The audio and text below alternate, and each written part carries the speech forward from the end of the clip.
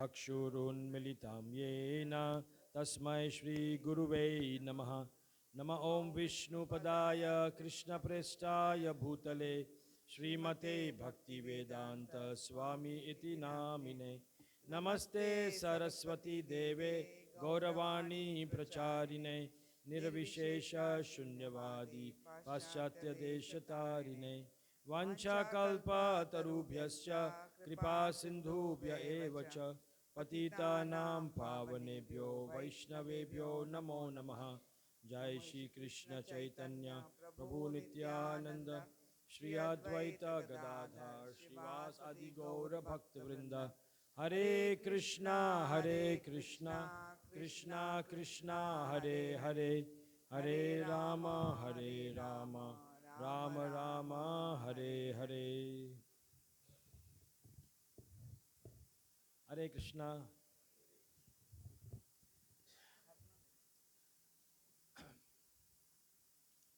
तो ये आपका जैसे monthly event, right? Monthly programme, weekly और एवरी वीक। सो ये आपका जो वीकली इवेंट है, तो इस 26 को हम महाशिवरात्रि का त्यौहार मनाएंगे। बहुत ही स्पेशल त्यौहार है और इस टाइम तो बहुत ही ज़्यादा ही स्पेशल हो गया है,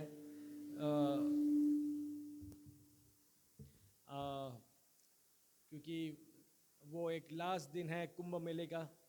तो अभी हमारे बहुत सारे मित्र, आई थिंक आपके ग्रुप में से विशांक यहाँ आते हैं। विशांक की कम से नो, तो काफ़ी लोग वहाँ हैं अभी।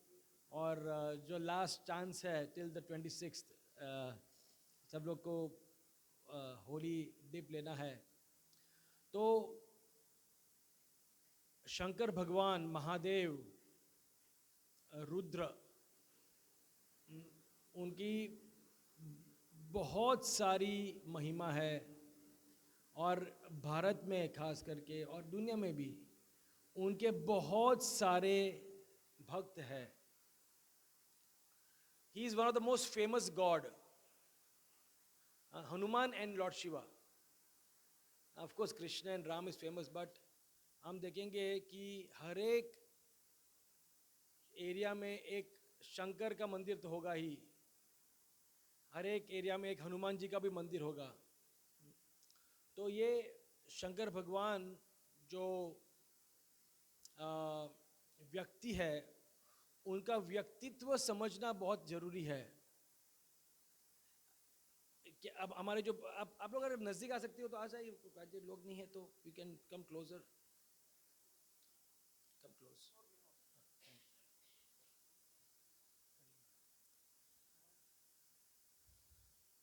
तो इनका जो भागवत में आज का जो लेक्चर का जो टाइटल दिया है, वैष्णवा नाम यथा शंभु।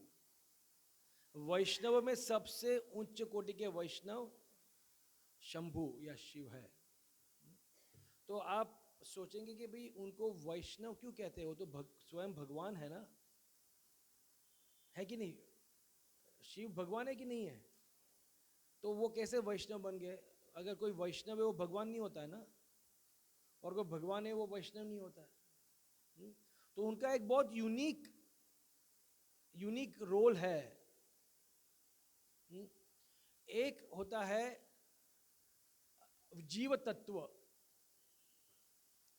जीव तत्व का मतलब क्या है? कि जो जीव है, हमारे जैसे जो जीव लोग हैं, हाँ, जीव तत्व का एक तत्व होता है और एक तत्व होता है विष्णु तत्व, जो भगवान।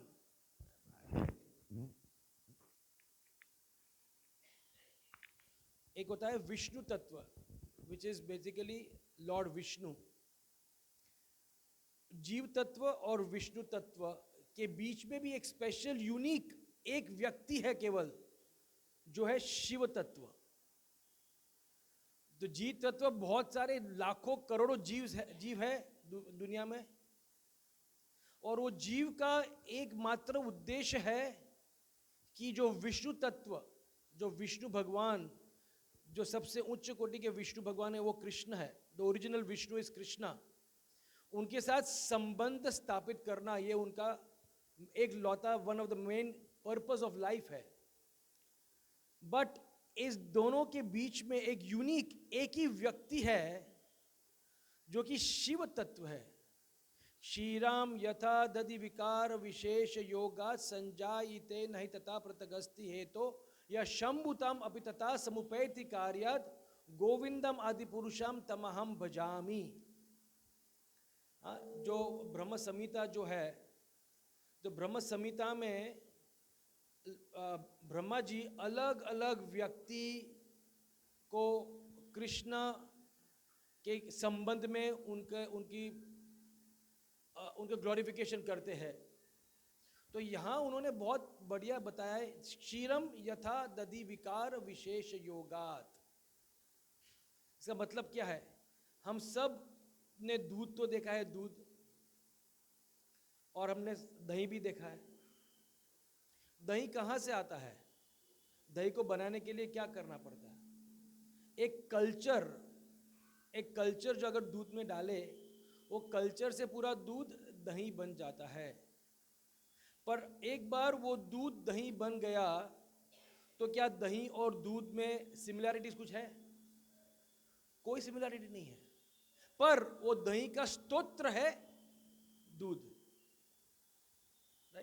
इसी तरह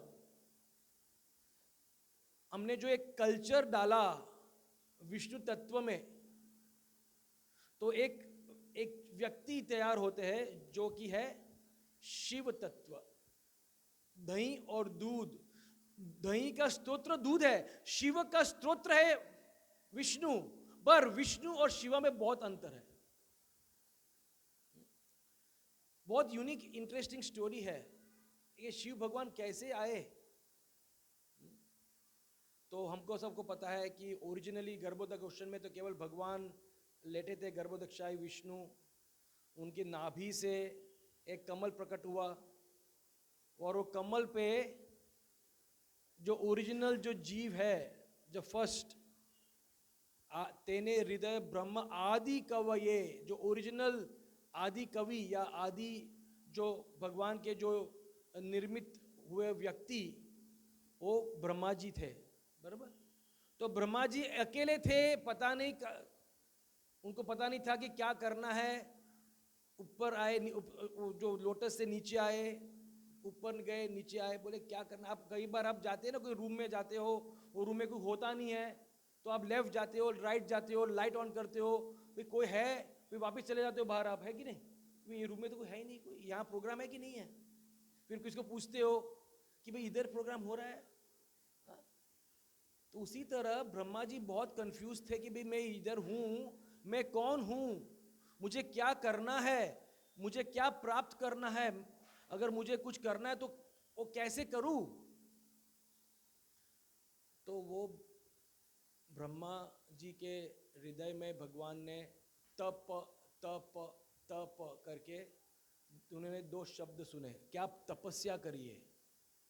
और आप तपस्या करने से आपको सब चीज हृदय से ऑटोमेटिक रिवील हो जाएगी। It will be reveal to you through tapasya. तो उन्होंने बहुत तपस्या की ब्रह्मा जी। एक चीज आपको समझनी है कि हर एक जो यूनिवर्स होता है, वहां के वो यूनिवर्स के एक ब्रह्मा जी होते हैं। तो ब्रह्मा जी एक नहीं, अनेक ब्रह्मा जी है। एक स्टोरी थी, ब्रह्मा जी, हमारे सबके कितने सर है? 2, 1 सर है ना, वन हेड। ब्रह्मा जी कितने सर है? 4। क्यों 4 सर क्यों है? क्योंकि अपने पास 4 डायरेक्शन है। तो भगवान ने उनको 4 सर दिए है कि आपको 4 डायरेक्शन में आपको टू वॉच ओवर। तो यस 4 हेड्स। तो वो एक बार सोच रहे थे कि मुझे भगवान को मिलना है, कृष्ण भगवान को। तो वो गए और एंट्री पॉइंट पे पूछा कि आप कौन हो। तो जो गार्ड को बताया कि मैं ब्रह्मा हूँ, तो आप बताइए। तो कृष्ण भगवान को बताया कि भाई वो ब्रह्मा आए हैं। तो कृष्ण भगवान पूछा कि भाई कौन से ब्रह्मा। तो उनको पता नहीं था कि बहुत सारे ब्रह्मा है। कई बार हमको लगता है कि मैं ही बहुत स्पेशल हूँ, पर हमारे जैसे बहुत लोग हैं दुनिया में, है ना। हमको लगता है कि मैं ही यूनिक हूँ भाई। तो ब्रह्मा जी भी को लग रहा था कि मैं ही यूनिक हूँ। तो यूजुअली हमको कोई पूछता है कि भाई आप कौन हो, तो आप हमारे में जो यूनिक क्वालिटी है उसको हम कहते हैं कि भाई आप किशोरी, आप कौन है, कि भाई मैं तो एक एक्यूपंक्चरिस्ट हूँ, तो वो एक क्वालिटी होगी। सीधा में आप कौन हो, भाई कौन हूँ मैं, तो मनुष्य तो बहुत सारे, मेल्स बहुत सारे, पर मैं एक बिजनेसमैन हूँ, तो बताते। तो ब्रह्मा जी ने कहा कि भाई मेरा यूनिक क्वालिटी क्या है, मेरा सार चर हेड वाले Brahma, sorry. So you tell Krishna something is,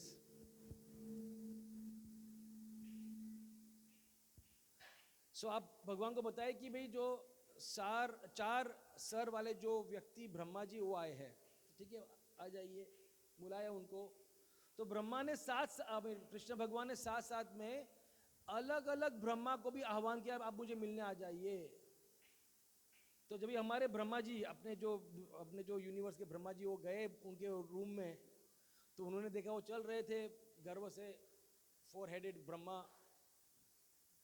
अब मेरे पास 4 सर है, आप सबके पास एक ही है, मेरे पास 4 है। तो गए थे, तो उनके बाद एक क्रॉस किया एक ब्रह्मा जी ने, तो उनका सर दिखा, अरे भाई इसके पास तो 8 सर है, अरे। तो वापिस चल रहे थे, चलो भाई 8, 4 और 8, चलो एटलीस्ट सेकंड हाईएस्ट तो हूँ मैं। तो 8, 16, 32, 128, 512, 1024, दिस इज ऑल फैक्टोरियल। आपको अगर मैथ सीखे होंगे तो आप, हाँ, तो ऐसे फैक्टोरियल्स में उनका सर था। और कहीं सारे ब्रह्मा जी के तो लाखों करोड़ों सर थे, क्योंकि उस यूनिवर्स में लाखों करोड़ों डायरेक्शंस है। उस प्रकार ने भगवान उनको उस प्रकार के सर दिए हैं। अभी आप मुझे पूछना मत कि कैसे फिट हो रहे थे, मुझे भी पता नहीं है वो, पर वो बहुत सुंदर दिख रहा है। ऐसा नहीं कि कई बार हम वो 2 सर भी लगाते हैं ना, बहुत क्रूप दिखते हैं व्यक्ति, हाँ कि भैया कैसा है 2 सर वाला, ड्रामा में हम करते कई बार 2 सर लगाते हैं, कैसा दिखता है। आप सोचिए ब्रह्मा जी लाखों सर वाले ऐसा नहीं, खराब नहीं दिख रहे थे, बहुत सुंदर दिख रहे थे, क्योंकि भगवान की सृष्टि हमेशा सुंदर ही होती है। हमारी सृष्टि में त्रुटि हो सकती है, भगवान की सृष्टि में त्रुटि नहीं हो सकती, सुंदरता हमेशा होती है भगवान की सृष्टि में। तो तभी ब्रह्मा ने पूछा कि सब ब्रह्मा जी ने पूछा भगवान को कि आपने क्यों बुलवाया है, कि नहीं मुझे आपको खाली मिलना था, आप लोग जा सकते हो। सब लोग चले गए वापस। और हमारे 4 साल वाले ब्रह्मा ने भगवान को कहा कि भगवान आपने मैंने पूरा घमंड चूर चूर कर दिया। भगवान को एक चीज़ बहुत अच्छी लगती है, भगवान का एक जॉब डिस्क्रिप्शन है ना, भगवान का भी होता मांगता है job description. One job description of God is to destroy the pride of devotees. He loves कि भाई अगर कोई डिवोटी घमंडी हो गया ना, उसका चूर करो, खास कर जो उनके खास भक्त है उनका घमंड वो चूर करेंगे ही। तो एनीवे वापस जाएंगे ब्रह्मा जी के पास। वो तपस्या कर रहे थे, और तपस्या करते करते उनके फर्स्ट 4 पुत्र का जन्म हुआ, क्योंकि उनका काम था प्रजापति, उनको प्रजा को उत्पन्न करना है। क्योंकि अगर आपका जन्म हुआ तो फिर प्रजा चाहिए भगवान को, कि ज़्यादा से ज़्यादा उत्पत्ति करिए आप। तो 4 कुमार का जन्म हुआ। जो ओरिजिनल जो ब्रह्मा जी के जो 4 पुत्र थे वो 4 कुमार थे। तो उन्होंने 4 कुमार को उन्होंने आदेश दिया कि अभी आप प्रजापति बनिए और प्रजा को उत्पन्न करिए, बहुत सारे पुत्र पुत्रियां उत्पन्न करिए। तो ये कुमार पहले से ही ब्रह्मचारी इंक्लिनेशन थे उनका, कि भाई उनको शादी करनी नहीं थी। हाँ, तो उन्होंने कहा कि भाई देखो ब्रह्मा जी आपका आदेश तो है, आप मेरे पिता है, हमारे पिता है, आप हमारे गुरु है, पर हमको ये शादी के झंझट में या शादी के जो जो रिस्पॉन्सिबिलिटी है उसमें पड़ना नहीं है, हमको ब्रह्मचारी रहना है। तो ब्रह्मा जी बहुत ही गुस्सा हो गए कि आपका उत्पन्न मैंने आपको किया है क्योंकि आप मुझे असिस्ट कर पाए मेरे काम में, और आप ऐसे कैसे कह रहे हो। पर अंदर से उनको पता था कि ये जो करने जा रहे हैं वो सही है। ऐसा नहीं कह रहा हूं कि शादी करना खराब है, पर वो शादी क्यों नहीं करना चाहते थे, क्योंकि उनको केवल भगवान भक्ति में उनका पूरा समर्पण करना था। तो ब्रह्मा जी को पता था कि भाई ये जो मेरे 4 पुत्र हैं उनका तो एक्चुअली उद्देश्य तो सही है यार, उनको भगवान की भक्ति करनी है। तो मेरे को अंदर से गुस्सा आ रहा है क्योंकि मेरा काम नहीं हो रहा है, पर एक्चुअली उनका जो पर्पस है वो सही है। तो ब्रह्मा जी गुस्सा हुए, पर गुस्सा व्यक्त नहीं कर पाए। आप समझ, कई बार अब होता है ना, गुस्सा आता है पर बोल नहीं सकते कुछ, कि क्या बोले हम। अब कई बार बॉस बोलता है कि ए फालतू काम किया, अंदर लगता है कि बॉस को मारू पकड़ के, पर अंदर से वो गुस्सा बोलता है गुस्सा पी लेना। तो ब्रह्मा जी गुस्सा, तो बहुत गुस्सा था उनको। तो फिर फाइनली वो गुस्सा कहाँ ना कहाँ तो बाहर आता है। यूजुअली हमारा गुस्सा घर पे आने के बाद बाहर आता है। हाँ, जो फर्स्ट टाइम गुस्सा में ऑफिस में कुछ प्रॉब्लम हो गया, श्री गौरांग प्रभु, फर्स्ट गुस्सा कहाँ आता है? घर पे बेल, 2 बेल के बाद तीसरी बेल में उठाया नहीं, क्या करते हैं आप लोग, उठाया नहीं, क्या है वो? गुस्सा बाहर तो आना ही चाहिए ना, अंदर नहीं रह सकता गुस्सा हो। सही बात है कि नहीं? तो गुस्सा बाहर आया, तो गुस्सा बाहर आया तो उनकी यहाँ से गुस्सा बाहर आया। और ब्रह्मा जी जब भी गुस्सा करते हैं तो भी देखो, हमारा गुस्सा बहुत फालतू है, कोई हम हमारे गुस्से को कोई ज़्यादा कुछ महत्व नहीं देता है, ये तो बोलते रहता है। हाँ? पर जब महान व्यक्ति को कुछ भी होता है, उनको गुस्सा भी आता है ना, तो कुछ महान चीज होती है। आप सोचिए ये चीज को, महान व्यक्ति कुछ भी करता है उससे महान चीज ही होती है। उनके गुस्से से एक छोटा बच्चा पैदा हुआ, वो लाल और ब्लू कलर के थे, वो लाल कलर और ब्लू कलर। तो यूजुअली जब भी गुस्सा आता है ना, तो गुस्सा is a mixture of mode of passion, रजोगुण और तमोगुण की मिक्सचर में गुस्सा होता है। उसमें सत्वगुण होता ही नहीं है, गुस्से में रजो और तमोगुण होता है। तो तमोगुण का जो कलर है वो ब्लू है, और रजोगुण का जो कलर है वो रेड है। तो ये जो पुत्र बाहर निकले यहाँ से ब्रह्मा जी के जो मस्तिष्क से, वो ब्लू कलर के छोटे पुत्र थे, और बच्चा निकला और बोले, और रो रहे थे, क्योंकि कभी कोई बाहर आते तो रोता ही है पहले, और बहुत रुदन कर रहे थे वो कि मुझे भी क्या करना है, मुझे भी क्या करना है, मुझे भी क्या करना है, what am I supposed to, के आमी, who am I, what am I supposed to do. तो ब्रह्मा जी ने उनका नाम रुद्र रख दिया। जो रुदन करते हैं तो वो रुद्र, और रुद्र का जो ब्लू और रेड कलर की जो वहाँ, तो लॉर्ड ब्रह्मा के शरीर से जो निकले हुए जो व्यक्ति हुए वो है रुद्र भगवान। पर ऐसे आपको बताया उस तरह की भाई भले ब्रह्मा के मस्तिष्क से आए, पर he is not born from Brahma, he is actually from Lord Krishna, he was just appearing from Lord Brahma, difference है। और फिर उनको एक कहा कि भी आपको मुझे मदद करना है, आपको प्रजा उत्पन्न करनी है। तो ये लॉर्ड शिवा का बर्थ का पॉइंट था। और लॉर्ड शिवा बहुत अमेजिंग एक्टिविटीज करते हैं। और एक बार शिव भगवान और नारद मुनि दोनों मिले। जब ये दो वैष्णव मिलते हैं ना, तो उनके बीच में वैष्णव संवाद होता है, वैष्णव की तरह वो बातचीत करते हैं। और वैष्णव के बीच में जो संवाद होता है उसका मेन पॉइंट क्या होता है? एक दूसरे को नेचुरली जेन्युइनली अप्रिशिएट करना। Appreciation is a very important quality between a Vaishnav. अगर दो वैष्णव या दो से ज्यादा वैष्णव के बीच में वार्तालाप हो रहा है और उसमें एक दूसरे का अप्रिसिएशन ना हो रहा हो, तो हमारा जो मन है वो बहुत वो क्या बोलते हैं, संकुचित मेंटालिटी है हमारे माइंड की। It is not a full mindset, it is a very closed narrow mindset. अगर हम दूसरे वैष्णव में अच्छे गुण नहीं दे सकते और अच्छे गुण देखने के बाद उनका गुणगान नहीं कर सकते, मच्चिता मदगत प्राण बोधयंतश्च परस्परम कथयंतश्च माम नित्यम तुष्यंति च रमन्ति च। भगवान कहते हैं कि ये दो वैष्णव जब भी साथ में आते हैं तो क्या करते हैं?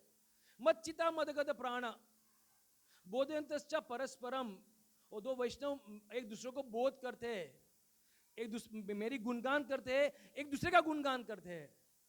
और एक दूसरे का गुणगान करने से क्या होता है?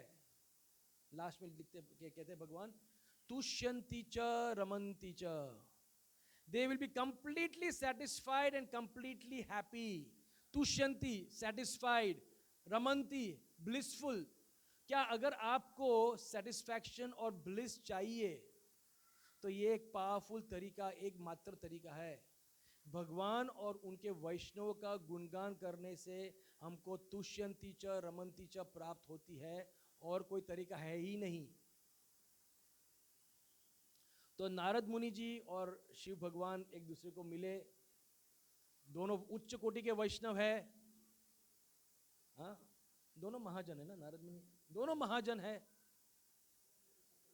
हाँ, दोनों दोनों अलग अलग संप्रदाय में आते हैं। एक रुद्र संप्रदाय, उनका खुद का अलग संप्रदाय है।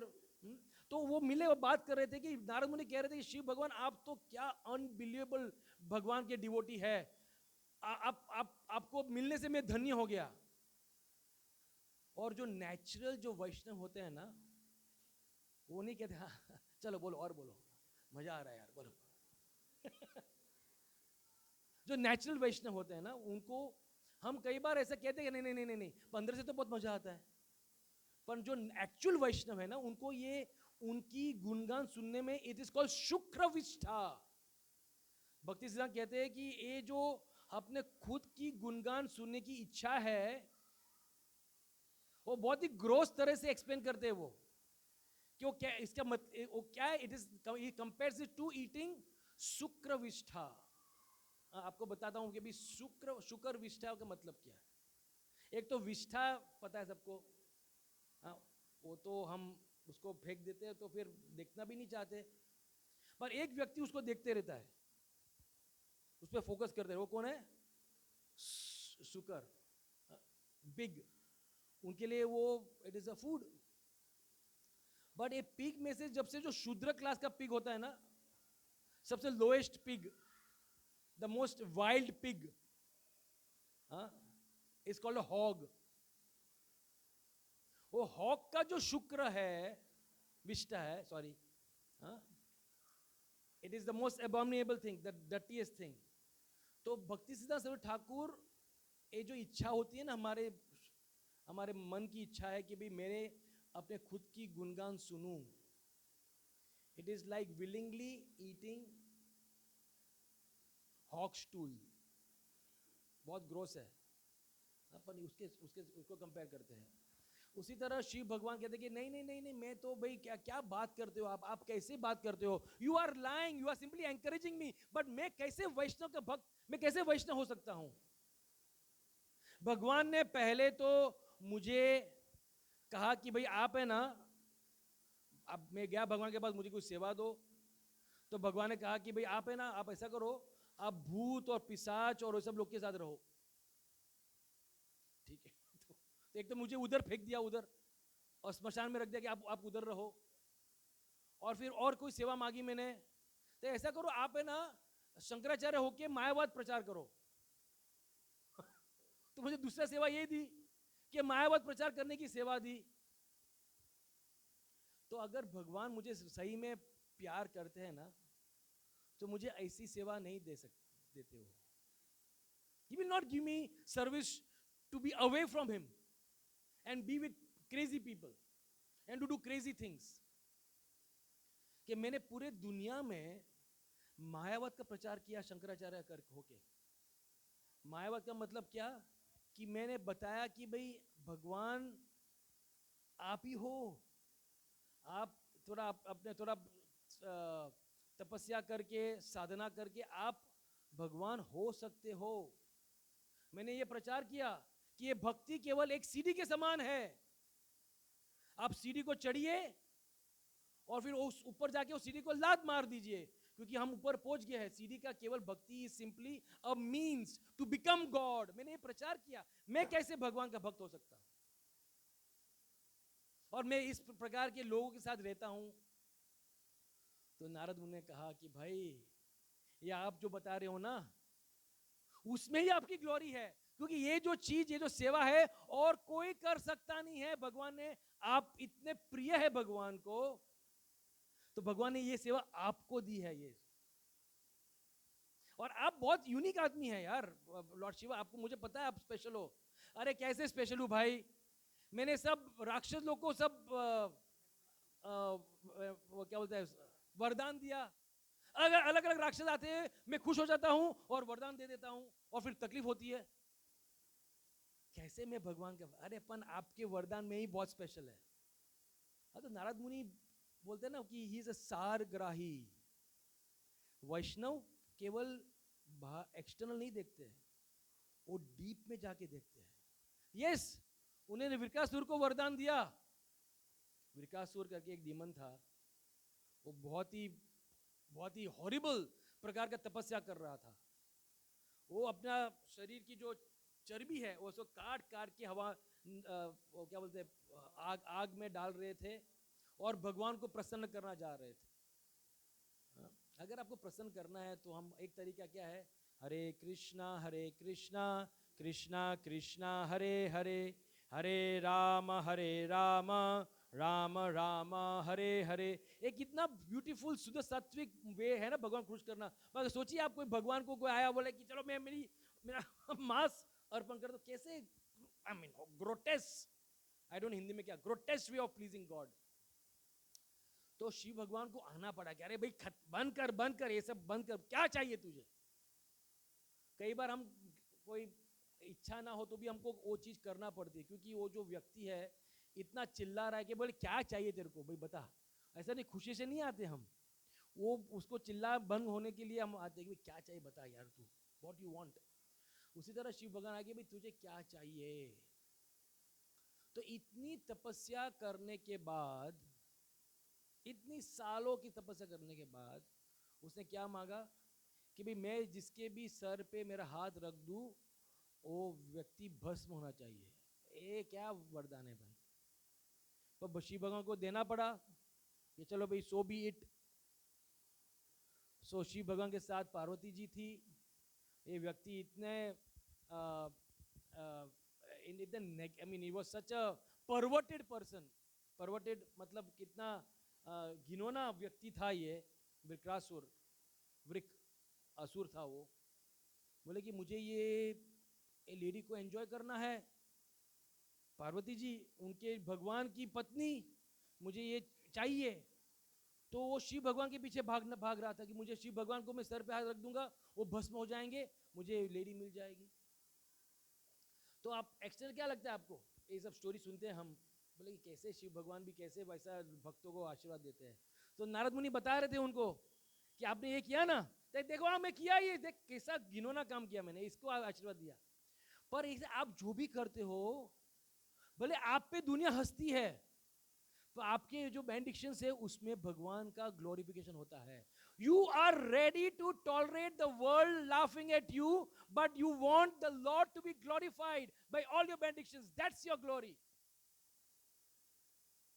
व्हाट हैपेंड, विष्णु भगवान एक ब्राह्मण की तरह से आए, बोले कि क्या कर रहे हो आप, क्या भाग क्यों रहे हो इतना।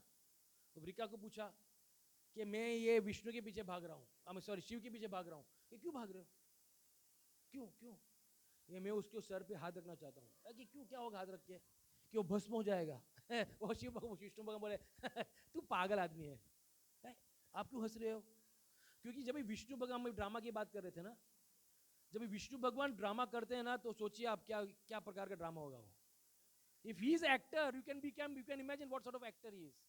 तो विष्णु भगवान एक्टर बने तू मूर्ख आदमी है यार, तू किसका, शिव भगवान का कभी कोई बेनिडिक्शन चला है क्या। इट्स अ फॉल्टी बेनिडिक्शन, कभी चलता है कभी नहीं चलता है। और अगर वो नहीं चलेगा, तू हाथ रखेगा, दुनिया देख रही है तेरे को, लोग हंसेंगे, तेरी निंदा होगी, तेरे पे लोग हंसेंगे। ऐसा नहीं होता है यार, तू समझ। तो भगवान का जो वाणी है ना, वो बोलते ना गुजराती में क्या डब्बे में डाल देते हैं। डब्बे में डालने का मतलब कोई सब आदमी इतना मीठा बोलता है ना तो डब्बे में सबको डाल देता है जो भी। तो भगवान सोचिए, अगर भगवान को मीठा बोलना है तो कितना मीठा बोलेंगे, और कोई भी व्यक्ति डब्बे में आ जाएगा। तो ये वृक्ष डब्बे में आ गया। पर यार सही बात है यार, आप तो यार सही बता रहे हो। तो मैं आपको बोलूँ एक चीज, बोलो तेरे सर पे हाथ डाल, अच्छा नहीं चलने वाला गारंटी, तो अच्छा बुम बुम खत्म। हम ग्लोरिफिकेशन किसको करते हैं इस स्टोरी के द्वारा, विष्णु भगवान को। विष्णु भगवान क्या स्मार्ट है यार, शिव को बचाया। बट शिव भगवान का इंदर का मतलब क्या है कि मैं ऐसा सब मेडिटेशन देता हूं जिसमें हमेशा एक लूपोल होता है, लूपोल। और शिव भगवान ऐसा बेनिफिट देते हैं कि एक कुछ लूपोल होता है जहां वो विष्णु वो लूपोल को एक्सट्रैक्ट करते हैं और उसमें उसका उनका ग्लोरिफिकेशन होता है। उसी तरह जयद्रथ का भी उन्होंने बेनिफिट दिया। जयद्रथ को कहा कि भाई आप पांचों पांडवों का तो मैं बोल नहीं सकता, बट आप 4 पांडव को तो आप भारी पड़ जाएंगे एक दिन महाभारत के वॉर में। मैं अर्जुन का मैं बोल नहीं सकता, अर्जुन को इज बियॉन्ड मी। हाँ, तो ये 4 पांडव को तो आप एक दिन पूरा भारी पड़ जाएंगे, वो कुछ नहीं कर पाएंगे आप। हमको सबको स्टोरी पता है, अर्जुन को दूर लेके गए सुशर्मा, दो भाई थे, और यहाँ अभिमन्यु को रखे, अभिमन्यु को वध कर दिया। जयद्रथ बीच में खड़े थे और पूरा दिन खत्म हो गया, अर्जुन का वध हो गया, 5-4 पांडव उनको बचा नहीं पाए। अभिमन्यु ना, हाँ, अभिमन्यु का वध हो गया, 4 पांडव उनको बचा नहीं पाए। अर्जुन आए, बहुत ही इंटेंस गुस्से में थे कि कैसे हुआ ये, किसने किया ये। Jayadratha, he didn't allow us to go inside. Tomorrow I will kill Jayadratha. तो जयद्रथ हंस रहा था अभी तो मजा आएगा। उनको आशीर्वाद दिया था किसने? शिव भगवान ने। शिव भगवान का आशीर्वाद था। क्या आशीर्वाद था? कि देखो भाई, अगर आपका कोई आपको मारेगा भी ना, तो आपका सर नीचे गिरेगा, तो मोमेंट वो सर गिरेगा, जो व्यक्ति आपको मार रहा है उसका सर फूट जाएगा और आपका सर वापस आ जाएगा। आपको कोई मार ही नहीं सकता। खाली एक ही लूपोल दिया है शिव ने वो तो लूपोल की बात कर रहा हूं मैं, कि अगर वो व्यक्ति आपका सर आपके पिता के से आपके पिता उनको फेंक दिया आपका सर, तो फिर आप मर जाएंगे। आप समझे? अगर आपका पिता के पास आपका सर आया, तो जयद्रथ बोल रहा है कि मेरे पिता क्यों फेंकेंगे मेरा सर भाई, मेरे पिता तो मुझे प्यार करते हैं बहुत, वो मेरे सर फेंक ही नहीं सकते। तो बोला ठीक है। तो नारद मुनि ये सब बता रहे थे। सोचिए आप, नारद मुनि ये सब स्टोरी बता रहे हैं, तो फिर आपको पता है क्या हुआ? जयद्रथ भगवान ने मैजिक किया और सूर्य ढले ही नहीं थे, उसको ढक दिया था, और फिर बोले ये रहा जयद्रथ और ये रहा सूर्य, मारो उसको। उसने मारा, और उसे बोले, भगवान ने बोला कि भाई ऐसे मारो कि ये एरो सीधा उसका जो पिता है वो भी एक दानव है, रास्कल है, वो भी तपस्या कर रहा है, उसके लैब पे गिरे। आप सोचिए, अगर आप आंख बंद करके जप कर रहे हो, और सडनली आपके कुछ आपके आप हरे कृष्ण और सडनली कुछ गिर गया, तो क्या होगा? आप उसको थोड़ी देखेंगे, फेंक देंगे ना, ऐसा व्यक्ति डर जाता है। तो उस समय ही बोला कि अब उसको ये करो, ये फेंक दिया, जयद्रथ का वध हो गया। शिव भगवान की, कृष्णचंद्र भगवान की। तो इस तरह से वैष्णवानाम यथा शंभु, जो वैष्णव है उनका एकमात्र उद्देश्य होता है कि कैसे मेरे खुद का ग्लोरिफिकेशन ध्यान में ना रख के भगवान कैसे ग्लोरीफाइड हो, उसका एक ही उद्देश्य होता है। तो इस तरह से बहुत सारी कहानियां हैं कि शिव भगवान, और खास करके जो स्पेशल कहानी है, जो वैष्णव का जो स्पेशल गुण है, वो है उनकी करुणा, कंपैशन, पर दुखे दुखी। जो अलग दूसरे के दुख से वो दुखी होते हैं, उनको कहते हैं वैष्णव। जब अब अमृत मंथन का हुआ, अमृत के पहले हलाहल विष आया, बोले अभी इसको क्या करूं अनएक्सपेक्टेड प्रॉब्लम्स। हमें जो भी कोई मैनेजमेंट करता है ना, तो हम मैनेजमेंट करते हैं, पर एक मर्फी लॉ होता है, मर्फीज लॉ मैनेजमेंट में, things that can go wrong will go wrong, it's called Murphy's law. तो हम यूजुअली उनको पता नहीं चलता, पर कुछ ना कुछ मिस्टेक तो होती है। तो सब लोग कर रहे थे, सब लोग हम अमृत के बारे में सोचे, पर ये सोचा ही नहीं कि भाई उसके पहले कुछ और आएगा। तो बोले कि किसने, फाइनली सब लोग भागे भगवान के पास, विष्णु के पास, कि भाई क्या करे हलाल विष का। भगवान ने क्या कहा कि मैं पी लूंगा, ऐसा बोला भगवान ने। क्या बोला भगवान ने? सभी चीज को भगवान आए। जब भी वो पहाड़ नीचे दब रहा था, तभी कुर्मा भगवान आए। जब बहुत आग लग रही, तभी भगवान बारिश के रूप में आए। बट जब भी हलाल विष आया, तभी भगवान कर सकते थे ना कि चलो हलाल विष में ले लेता हूं। उन्होंने नहीं कहा। आप सोचिए, इस जो पास्ट टाइम में 8 अलग अलग प्रकार के भगवान के इंकारनेशन आते हैं। ये अलग अलग पास्ट टाइम आपको बाद में बताएंगे जो भी, पर ये पास्ट टाइम में 8 different gods have appeared in different forms. Vishnu as fire, as Kurma, as Dhanvantri, like that. Mohini. But जब भी हलाल विष आया और जब भी भाग रहे थे, और भगवान कब आए? जब लोग भागे, दया करो, पाही माम, भगवान के चलो मैं आता हूँ, बारिश की तरह से आए, मोहिनी मूर्ति की तरह से आए. पर जब भी हलाल विष आया ना, बहुत इंटरेस्टिंग पॉइंट ये है, तो भगवान ने कहा कि भाई मैं इसका कुछ नहीं करूंगा. मेरे उच्च कोटि के जो वैष्णव है शंभु, उनके पास आप जाइए, शिव भगवान के पास. सब लोग गए शिव भगवान के पास कि भाई हलाल विष को धारण करना है, कुछ तो करना है उसका. उन्होंने पूरा विष को कॉन्सेंट्रेट किया और फिर वो सोच रहे थे, बहुत स्वीट हमारे आचार्य बताते हैं कि भाई उन्होंने यहाँ ही क्यों रखा, क्यों नहीं पी लिया? कौन बताएगा? किसको पता है? नहीं, निकल जाएंगे तो मैं तो बताऊं, वैष्णव इज रेडी टू डाई. वैष्णव जो है वो मरने को, कुछ को क्या प्रॉब्लम है उसको, वो तो मर जाएगा भगवान की सेवा में, कुछ प्रॉब्लम नहीं है. बट शिव भगवान सोच रहे थे कि मेरे हृदय में भगवान बैठे हैं और ये विष इसके नीचे नहीं जाना चाहिए, क्योंकि हृदय में भगवान को तकलीफ होगी. देखो ये इनका ये विचारधारा है. अगर नीचे कर दे तो मर जाते, ठीक है, वो तो रेडी है ना, he is ready to die for the God, what's the big thing. But he didn't want to give trouble to the God in his heart. He is so conscious of the Lord in his heart. ऐसे ये चीज नीचे जा ही नहीं सकती. उन्होंने अभी तक यहाँ ही धारण किया है और नीलकंठ के नाम से वो प्रसिद्ध है. तो ये नीलकंठ जो है वो केवल हमको समझता है कि भाई ये भगवान को ग्लोरीफाई करते हैं. वो नीलकंठ जो नाम है कि भाई वो भगवान को इतना प्रेम करते हैं वो, कि he was ready to hold it here only so it doesn't go down, so that it doesn't cause trouble to the Lord who's sitting in his heart. और अभी तक वो नीलकंठ की धारण करके बैठे. तो इस तरह बहुत सारे स्टोरीज है, पूरी रात चली जाएगी ऐसे, इतनी सारी भगवान की शिवा की स्टोरीज है.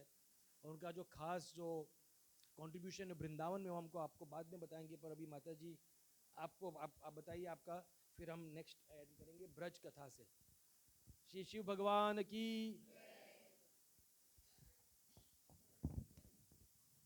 प्रभुपाद बताते हैं कि शिवजी जो हैं वो बहुत ही, जैसे ये कथा हलाहल विष की जो है वो कंपैशन पर्सनिफाइड है. शिवजी जो है वो करुणा के अवतार हैं और इसीलिए उन्हें आशुतोष भी बताया जाता है. आशुतोष मतलब जब भी कोई उनके पास कोई वर मांगने जाता है तो वो तुरंत ही उसे पूर्ण कर देते हैं. भगवान का दूसरा नाम है भोलेनाथ. हाँ, कि बहुत ही भोले हैं. अलग अलग जगह हम नाम देखेंगे, जो 12 ज्योतिर्लिंग है, तो हर एक जो नाम है उसके साथ कोई ना कोई कथा जुड़ी हुई है. तो कंपैशन, जो करुणा है, दया है, वो भगवान शिव में बहुत ही स्ट्रॉन्ग है. और बताते हैं कि मटेरियल वर्ल्ड जो है, भौतिक जगत जो है, उनके जो जैसे गृहस्थ होते हैं ना, हम सब हमारे कम्युनिटी में, समाज में ऐसे गृहस्थ होते हैं जो हेड होते हैं. तो ये भौतिक संसार का जो मेन गृहस्थ कपल है वो है भगवान शिव का फैमिली. शिवजी, माँ दुर्गा, गणेश, कार्तिकेय, ये चारों जो हैं वो इस संसार के प्रमुख गृहस्थ हैं. और इसीलिए जब कोई उनके पास कोई व्यक्ति कुछ आशा लेकर जाता है और उन्हें सेवा करता है, वो तुरंत प्रसन्न हो जाते हैं. प्रभुपाद लिखते हैं परपोर्ट्स में कि जब शिवजी के पास कोई पूजा करता है, शिवजी के शिवलिंग पे दूध चढ़ाता है या तो सिर्फ क्या बोलेंगे अपना बिली पत्र चढ़ाता है, तो उससे शिवजी तुरंत प्रसन्न हो जाते हैं. और शिवजी खुद, उनका घर नहीं है कोई, कैलाश में कोई घर नहीं है. कभी देखा आपने शिवजी के फोटो ऐसे पैलेस में है कि घर है? नहीं, वो कैलाश में उनका सिर्फ एक पत्थर है और पीछे वृक्ष हैं, घर नहीं है. लेकिन शिवजी के जो भक्त होते हैं ना, वो बहुत रिच होते हैं. भौतिक संसार में लोग शिवजी की पूजा क्यों करते हैं? क्योंकि शिवजी से उनके बहुत कुछ मटेरियल चीजें मिलती है. लेकिन शिवजी खुद जो है, उन्हें किसी चीज से आसक्ति नहीं है. वो हमेशा बहुत सिंपल जीवन जीते हैं. एक कथा आती है कि एक शिव जी के भक्त थे, उन्होंने बहुत शिव जी को प्रार्थना की और प्रसन्न किया। तो शिव जी ने बोला कि क्या चाहिए आपको? तो बोले कि शिव जी मुझे वो चाहिए जो आपको सबसे प्रिय है। I want that thing which is most dear to you. मैं हमेशा देखता हूँ कि आप मेडिटेशन में रहते हैं, है ना? आप जब भी देखो कृष्ण मुरली बजाते हैं, दुर्गा के पास त्रिशूल है, हाँ? विष्णु के पास शंख चक्र गदा पद्म है, बट शिव जी की फोटो में क्या देखते हैं हम? Meditation. He is always meditating. आप किस पे मेडिटेशन करते हैं? जो आप जिन पे मेडिटेशन करते हैं मुझे वो चाहिए।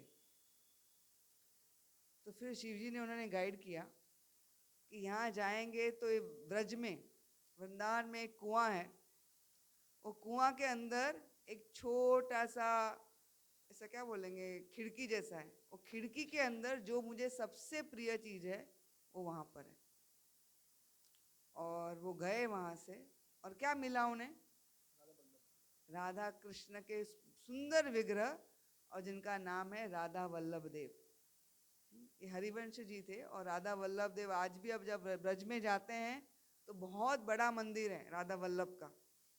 और राधा वल्लभ की बहुत अच्छी तरह से वहाँ सेवा होती है। लेकिन ये भगवान शिव ने दिए हुए डीटीज हैं।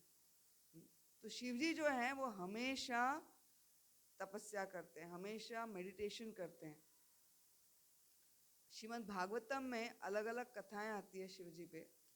तो जो 4th कैंटो है, चौथा स्कंद जो है भागवतम का, उसमें 2 बहुत बड़े पास टाइम्स हैं, बहुत बड़ी लीलाएं हैं जिसमें शिव जी का बहुत बड़ा रोल है। एक पास टाइम है दक्ष प्रजापति का। दक्ष प्रजापति जो थे, जैसे ब्रह्मा जी ने अलग अलग व्यक्तियों को उत्पन्न किया कि आप प्रजापति बने और मुझे हेल्प कीजिए। मैं कभी कभी सोचती हूँ कि ब्रह्मा जी को 84 लाख योनियां बनाने में कितना टेंशन आया होगा ना। इसका कान चेंज कर दो, इसका ये चेंज कर दो, इसका बॉडी चेंज कर दो, मतलब ये too so much manipulation to create 84 lakh species. तो इसके लिए उन्होंने जो अलग अलग प्रजापति थे उसमें से दक्ष प्रजापति, दक्ष प्रजापति का की जो पत्नी थी वो थी प्रसूति। और प्रसूति से उन्हें बहुत सारी पुत्रियां हुई थी, और वो सारी पुत्रियां जो हैं वो बहुत प्रोमिनेंट जो फिगर्स थे ब्रह्मांड के, उनके साथ उनका विवाह किया गया था। तो उनकी सबसे प्रिय पुत्री थी वो थी सती। और सती जो थे वो एक्चुअली उन्हें बहुत आकर्षण हो गया भगवान शिव से, और सती चाहते थे कि वो शिव जी से विवाह करें, लेकिन दक्ष प्रजापति को कुछ इंटरेस्ट नहीं था। क्यों? क्योंकि वो उनको लगता था कि मैं तो नारायण का भक्त हूँ, शिव जी तो स्मशान में रहते हैं, भभूति लगाते हैं, सांपों को गले में रखते हैं, मेरा जमाता ऐसा नहीं हो सकता है। तो बिल्कुल मना कर रहे थे वो कि मुझे ऐसा जमाता चाहिए ही नहीं। लेकिन फिर ब्रह्मा जी ने इंटरवीन किया। ब्रह्मा जी उनके पिता हैं। नारायण ने स्वयं आके बताया कि नहीं, सती का विवाह इनके साथ कर दो। विवाह तो कर दिया, लेकिन उनके मन में सती के प्रति बिल्कुल प्रेम नहीं था।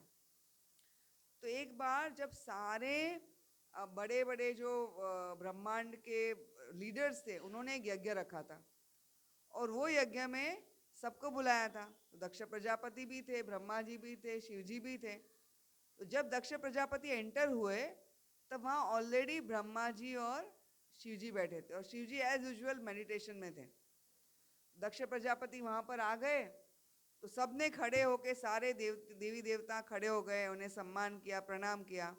दक्ष प्रजापति ने जाके अपने पिता ब्रह्मा जी को प्रणाम किया, और एक्सपेक्टेशन क्या रख रहे थे? अभी शिव जी मेरे चरण स्पर्श करेंगे कि मेरे जमाता है। लेकिन शिव जी तो मेडिटेशन में थे, उन्हें ध्यान भी नहीं आया कि ब्रह्मा जी आ गए। तो दक्ष प्रजापति को आया गुस्सा, और उन्होंने बहुत अपमान किया। शिव जी का इतना अपमान किया और बोले, आज से मैं ये श्राप देता हूँ कि जो भी यज्ञ होगा उस यज्ञ में शिव जी को आहुति नहीं दी जाएगी। आज तक आप जो भी यज्ञ करते कभी शिव जी की आहुति नहीं होती है। हाँ, और शिव जी तो वहां से उठा के चले गए। लेकिन कौन गुस्सा हो गया? नंदी। और फिर नंदी और दक्ष प्रजापति के जो अनुयायी थे भृगु ऋषि सब, उनके बीच में आर्ग्यूमेंट हो गई और बहुत बड़ा घमासान आर्ग्यूमेंट हुआ। लेकिन शिवजी बिल्कुल ही विचलित नहीं हुए। तो ये एक वैष्णव की कैरेक्टर है, वैष्णव का एक गुण है कि चाहे कितना भी उनका अपमान हो जाए, चाहे कितना भी कोई उनको है, वो विचलित नहीं हुए। क्यों ऐसा हो सका? क्योंकि उनका कंसंट्रेशन कहाँ पे था? केवल भगवान श्री हरि के चरण कमल पर। क्योंकि यही कथा बाद में अगर आगे जाएंगे मैं बताऊंगी क्यों बोल रहे हैं मैं चरण कमल पर। क्योंकि श्लोक पे श्लोक है कि शिवजी बताते हैं प्रचेतास को कि मैं कॉन्स्टेंटली एक ही चीज पे मेडिटेशन करता हूँ, भगवान श्री कृष्ण के चरण कमल पर। तो वहां से सती तो चले गए, उसके बाद शिवजी भी चले गए। दक्ष प्रजापति ने फिर वहां पर अपने घर में बहुत बड़ा यज्ञ किया, सबको बुलाया, लेकिन सती को इनविटेशन नहीं दिया। तो सती देख रहे हैं कि सारे मेरे सहेलियां जा रही है, मेरे सिस्टर्स जा रहे हैं, वो कैलाश पे से देख रहे हैं कि सब लोग जा रहे हैं। तो उन्होंने अपने पिता को, हस्बैंड को बताया कि मुझे भी जाना है, मुझे भी मेरे माता पिता ने जो भी ज्वेलरी दी है, गहने दिए हैं, कपड़े दिए हैं, वो पहन के जाना है मुझे। नेचुरली एक वुमन की डिजायर थी। शिवजी ने बताया कि ये तुम्हारे लिए मंगलदायी नहीं होगा, तुम मन में से विचार निकाल दो, क्योंकि जहां हमें इनविटेशन नहीं है वहां हमें नहीं जाना चाहिए। तो बोले पिताजी के घर में जाने के लिए क्या इनविटेशन चाहिए? सती आर्ग्यूमेंट कर रहे हैं कि माँ बाप के घर में जाने के इनविटेशन क्या चाहिए? बोला नहीं, ये तुम्हारे लिए अच्छा नहीं, अगर तुम जाओगी तो तुम्हारे लिए अच्छा नहीं है। शिवजी बता रहे हैं, क्योंकि शिवजी देख रहे हैं क्या हो सकता है। लेकिन सती नहीं मानते। सती बोलते नहीं, मुझे तो जाना ही, अगर आप नहीं आएंगे तो मैं अकेली जाऊंगी, मैं तो मेरे पिता की सबसे प्रिय पुत्री हूँ, वो मेरी राह देखते होंगे। तो ऐसे करके वो निकल गए। तो शिवजी ने बताया नंदी को, नंदी आप जाओ साथ में। तो जब सती निकले वहां से तो नंदी और सारे गण भी उनके साथ गए। नंदी ने सती, माता सती को खुश करने के लिए एक पैरट दिया, फिर एक मिरर दिया, एक हाथ में लोटस दिया, और सर पे वो लोग छतरी अम्ब्रेला के साथ उनको लेके ड्रम ड्रम बजा के, भूत पिशाच गण। जब वहां पर वो पहुंचे तो किसी ने उनका स्वागत नहीं किया, सब लोग ने मुंह फेर लिया, क्योंकि सबको पता था कि अगर सती के साथ बात करेंगे तो दक्ष प्रजापति डिस्टर्ब हो जाएंगे। तो किसी को डिस्टर्ब नहीं करना था दक्ष प्रजापति को, क्योंकि उनका ये बहुत बड़ा फंक्शन था। तो जब सती वहां पहुंचे, किसी ने उन्हें बात नहीं की, किसी ने उनको मान नहीं दिया, वेलकम नहीं किया। वो सीधा जाके अपने माता से मिले। तो माता और बहनों ने उनको गले लगाया, लेकिन सती समझ गए कि यहाँ पे मुझे नहीं आना चाहिए था। और फिर दक्ष प्रजापति और सती के बीच में आर्ग्यूमेंट होता है। तो सती बताते हैं कि आपने एक्चुअली यहाँ पे मेरे पति को स्थान नहीं दिया है। तो बोले मैं तुम्हारे पति को मानता ही नहीं हूँ। और बहुत अपमान करते हैं, बहुत ही अपमान करते हैं। हमें नहीं करना है वो अपमान शिव जी का, लेकिन बहुत अपमानित करते हैं शिव जी को। तो तभी सती बोलते हैं कि आप मुझ पे इतना जोर कर रहे हैं, क्योंकि मेरा शरीर जो है ना वो आपसे मिला है। तो आज मैं दक्षायनी, ये दक्षायनी टाइटल को ही तोड़ देती हूँ, क्योंकि शिव जो हैं वो मेरे पति ऐसे हैं कि चाहे कोई उनका अपमान करे, सम्मान करे, उसे वो किसी चीज से उनको फर्क नहीं पड़ता है, क्योंकि वो कॉन्स्टेंटली केवल भगवान नारायण के मेडिटेशन में, ध्यान में मग्न रहते हैं। और वो किसी की ईर्ष्या भी नहीं करते हैं। आप ही आपको शिवजी की ईर्ष्या है, आपको पता है कि शिवजी आपसे ऊपर हैं, इसके लिए आपको ईर्ष्या है। तो मैं आज ये शरीर का त्याग करती हूँ, दक्षायनी मुझे ये नाम चाहिए ही नहीं, ये शरीर से आप मुझे कनेक्शन कर रहे हो ना। तो तभी सती अपने खुद के जो सतीत्व होता है उससे अग्नि प्रज्वलित करते हैं और भस्म हो जाते हैं। और शिवजी जब इनको पता चलता है तो शिवजी बहुत ही विचलित हो जाते हैं, और उनका जो गुस्सा है उससे उनका एक स्वरूप आता है जिसे बोलते हैं वीरभद्र, जो प्रभु जी ने बताया ना रेडिश ब्लू। सो वीरभद्र जो था वो रेडिश ब्लू थे। और शिवजी ने बताया कि अब जाओ और दक्ष के यज्ञ का नाश करो। वीरभद्र वहां पर आते हैं और पूरे यज्ञ का नाश करते हैं और दक्ष प्रजापति का सर जो है वो काट देते हैं। उसके बाद भगवान शिव वहाँ आते हैं, अपने सती का शरीर देखते हैं, सती के शरीर को हाथ में लेते हैं और जब बहुत विचलित होकर रो रहे थे और जब वो जा रहे थे उस समय सती की जो माता है प्रसूति, वो शिवजी के चरण पकड़ लेती है। बोले भगवान आप तो आशुतोष है, मेरे पति को उनका जीवन वापस कर दो, उन्होंने बहुत गलती की है। तो उस समय शिवजी बताते हैं जो भी पहला व्यक्ति मिले उसका सर काट दो, लगा दो, जैसे गणपति के लिए किया था। तो कौन मिला? एक बकरा मिल गया, तो बकरा का सर काट के दक्ष प्रजापति के चेहरे पर लगा दिया। और वो बकरा जो है, इसके लिए दक्ष प्रजापति का सर कैसा हो गया? बकरा का शरीर। इसके आगे की कथा बहुत सुंदर है कि जब सती को ऐसे शरीर त्याग नहीं कर रहे थे शिवजी, उनकी अटैचमेंट था उनकी पत्नी, एक गृहस्थ थे ना वो, डेफिनेटली पत्नी से इतना अटैचमेंट था, शरीर नाश हो गया था लेकिन अपना शरीर लेकर घूम रहे थे। तो सारे जो देवतागण हैं वो गए नारायण के पास कि शिवजी कुछ भी नहीं गए, बहुत ही डिफिकल्ट सिचुएशन है, वो विरह में रो रहे हैं। तो तभी भगवान नारायण ने अपने सुदर्शन चक्र से सती के देह के टुकड़े टुकड़े कर दिए और सती का देह उनके हाथ से छूट गया। और जहां जहां वो गिरा वहां क्या हो गया? शक्तिपीठ। जहां जहां सती का जो अंग गिरा वहां शक्तिपीठ हो गए। कुछ नेपाल में गिरे, कुछ पाकिस्तान में गिरे, बाकी मैक्सिमम इंडिया में। तो शिवजी जो है और सती माता जो है वो ये फिर बाद में वापस सती जी ने जो है पार्वती के रूप में अवतार लिया और पार्वती के रूप में अवतार लेकर वापस उन्होंने तपस्या करके शिवजी को प्राप्त किया। तो शिवजी जो हैं वो हमेशा आशुतोष हैं। इवन प्रसूति ने जैसे ही इनको पूछा कि मुझे ऐसा कर दीजिए, मेरे पति को जीवन दान दे दीजिए, उन्होंने दे दिया। तो to worship Shiva only for one purpose, क्यों हम शिव जी की पूजा कर सकते हैं वैष्णव? जो आपको प्रिय है वो हमें दे दीजिए। प्रचेतास जो प्रचनी परिषद के पुत्र थे, प्रचेतास, जब उन्हें बताया गया कि आपको भी गृहस्थ बनना है तो उसके पहले हम वो जाके तपस्या करने वाले थे। जब वो तपस्या करने के लिए जा रहे थे तो सडनली उन्होंने देखा कि एक बहुत सुंदर सा तालाब है, उसमें हजारों हजारों कमल खिले हैं और उसमें से अलग अलग म्यूजिक की आवाज आ रही है और उसके सेंटर में से एक गोल्डन पर्सनालिटी, एकदम ही इफल्जेंट पर्सनालिटी बाहर आई। और वो कौन थे? भगवान शिव।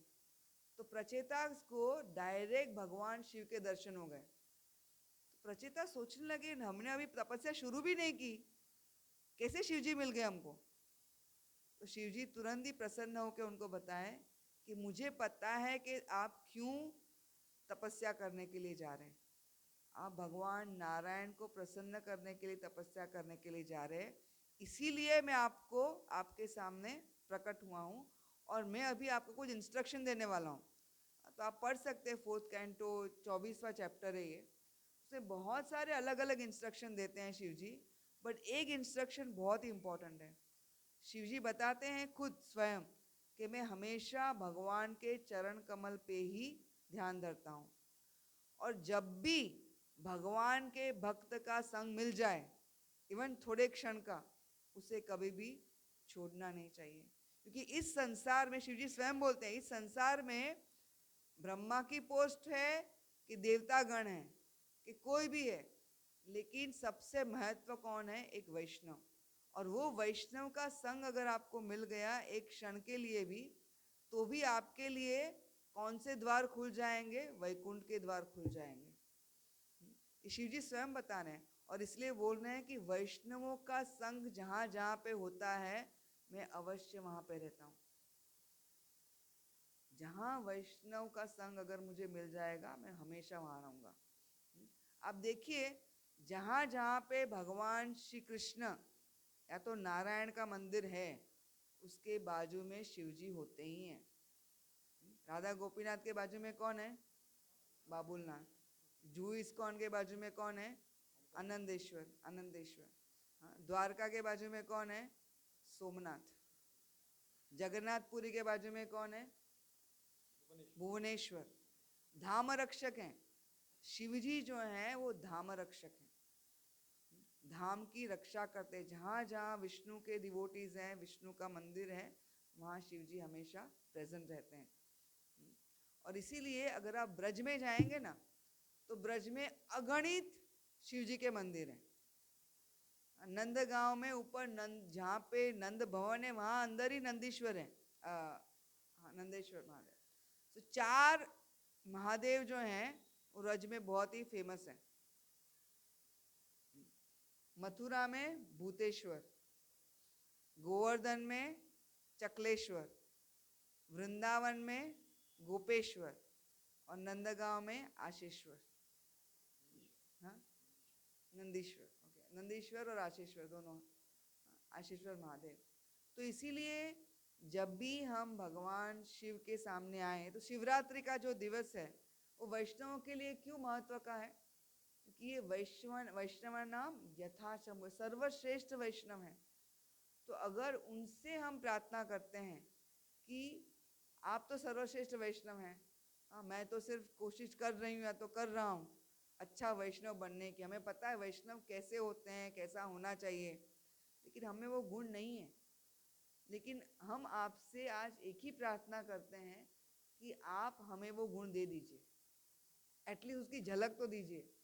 और जैसे हरिवंश जी ने प्रे किया कि आपको जो प्रिय है वो हमें दे दीजिए। बहुत ही सुंदर एक भजन हम गाते थे, ब्रह्मा बोले चतुर मुखे, कृष्णा कृष्णा हरे हरे, शिव बोले पंचामुखे, Ram Ram Hare Hare. So constantly Lord Shiva and Lord Krishna or Lord Brahma are chanting the holy names. You see, whenever you see Lord Shiva, he is chanting. So even though in Kali Yuga the Harinam युगावतार है गौरांग महाप्रभु, but अगर आप जब भी शिव जी को देखें तो हमेशा याद कीजिए कि वो ध्यान धर रहे हैं, हरिनाम ले रहे हैं। और अगर आप हरिनाम करने के पहले अगर हमारा हरिनाम अच्छा नहीं हो रहा है, शिव जी को याद करेंगे, उनको प्रार्थना करेंगे कि प्लीज़ मेरा हरिनाम अच्छा कर दीजिए, आप चेक कीजिए, बहुत अच्छा होता है।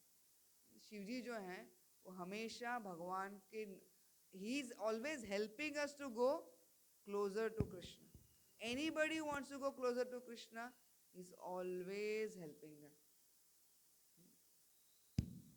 तो माता जी ने एक जो स्टोरी बताई कि भाई शिव भगवान कहते हैं कि भक्तों का संग करिए, तो उन्होंने खुद उनके ही आचरण से बताया कि हाउ इम्पोर्टेंट इज वैष्णव संग। तो जहाँ एक शिव भगवान और हमारे जो एक गोस्वामी जी है सनातन गोस्वामी, उनका बहुत ही घनिष्ठ संबंध था।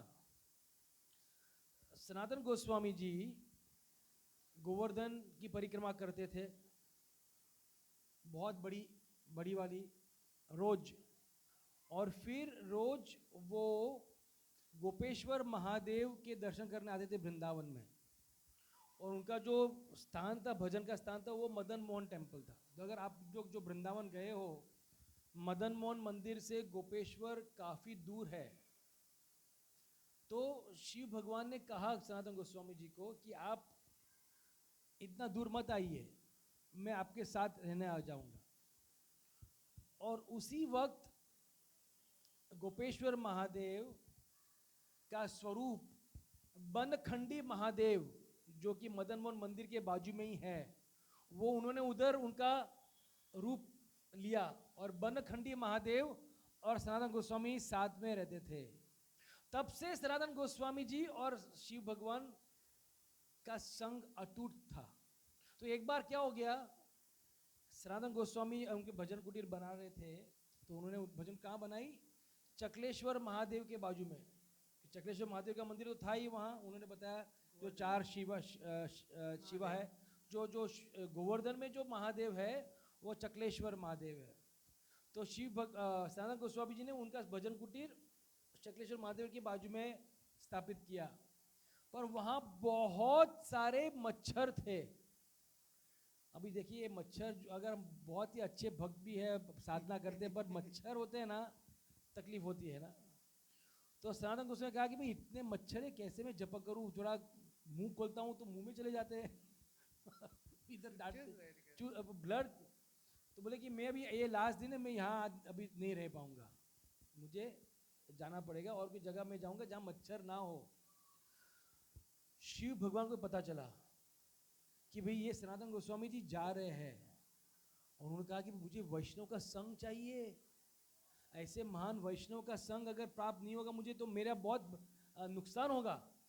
तो तुरंत उन्होंने आह्वान किया इंसेक्ट, जो कि मच्छर के जो भगवान, जो the main the demigod for insects, deity of insects, उनको आह्वान किया, बोले come here, don't send your people here, out, अब इनको भेजिए मत इधर, इधर मच्छर नहीं चाहिए, it should be a no mosquito zone.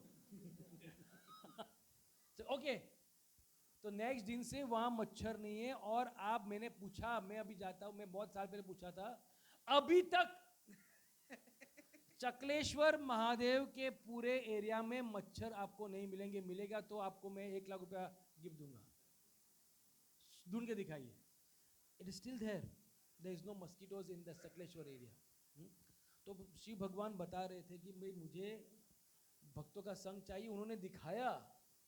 और खास करके जो महादेव की जो भक्त है ना, मेजॉरिटी 99% जो भक्त है वो महादेव से मटेरियल चीज मांगते हैं। उन्होंने बताया कि महादेव तो घर भी नहीं उनका, कपड़े भी नहीं पहनते, और जो लोग उनके भक्त है वो ऐसा सब मांगते हैं तो उनको देना पड़ता है कि भाई मुझे बड़ा घर चाहिए, धंधा चाहिए, ये चाहिए, वो चाहिए।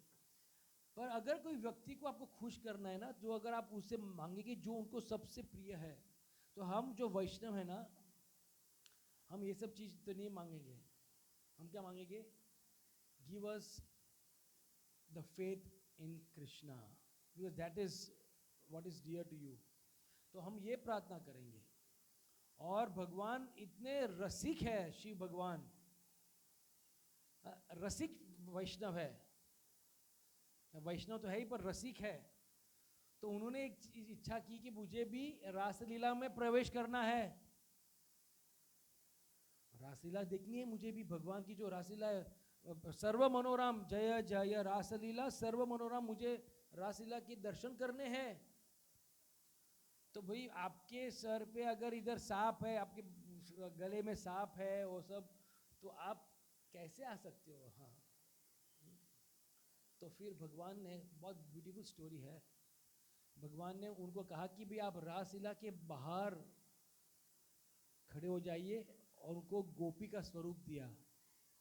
और बहुत ही यूनिक गोपी थी, बहुत सुंदर गोपी थी, पर ये गोपी के सर पे चंद्रमा था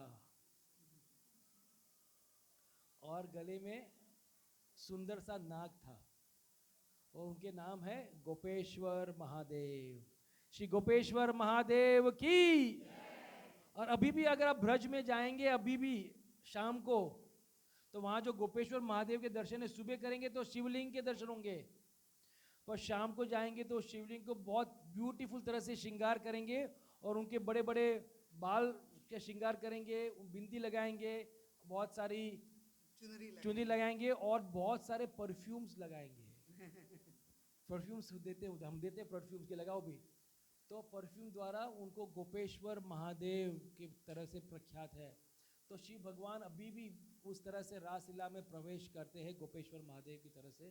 और हमारे आचार्यों ने बहुत सारी उनकी जो बुक्स है, रघुनाथ दास गोस्वामी और सनातन गोस्वामी, उन्होंने गोपेश्वर महादेव की आराधना की है कि एक गोपेश्वर महादेव, मैं आपको प्रणाम करता हूँ, I am bound down to you, please give me love for the divine couple Shri Shri Radha and Krishna. If you bless me, I will definitely get the love of God for Radha and Krishna. अगर आप मुझे आशीर्वाद देंगे, तो ऐसे बहुत सारे भजन, बहुत सारे जो उनके बुक्स में जो वो है वो लिखा है। तो इस तरह से शिव जी की, उनकी करुणा के वजह से ही गंगा जी इस पृथ्वी पर आ सके। हमें पूरी कथा पता है ना, कैसे भगीरथ जी ने इतनी तपस्या की और गंगा जी आए, उन्होंने अपनी जटा में रखा। तो कुछ साल पहले हम लोग मॉरिशस में थे, तो मॉरिशस में अगर आपको पता है तो जब ब्रिटिश रूल के समय यहाँ से बहुत सारे बिहारी लोग जो